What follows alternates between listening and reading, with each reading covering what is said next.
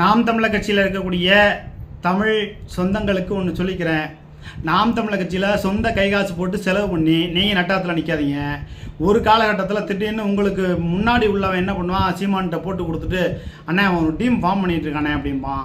ஏன்னா நீங்கள் ஒரு 100 பேர் 50 பேர் கட்சியில் சேர்த்துனீங்கன்னு வைங்களேன், அண்ணா அவன் டீம் ஃபார்ம் பண்ணுறானே, அவன் வந்து திமுக கார மாதிரியா இருக்கானே, பாஜக வந்தால் கூட பரவாயில்லண்ணே, பாஜக அனதாபி இந்துத்துவா சாப்பிட்டு இந்துத்துவா வந்தால் கூட பரவாயில்லண்ணே, திமுக அனதாபியாக இருக்கானே, அவனை கட்சியிலேருந்து நீக்கணும்னே அப்படின்னு சொல்லி ஏதாவது போட்டு கொடுத்து, ஹிமாயின் மாதிரி துரைமுருகன் மாதிரி ஆள் போட்டு கொடுத்து உங்களை கட்சியிலேருந்து நீக்கி விட்ருவாங்க.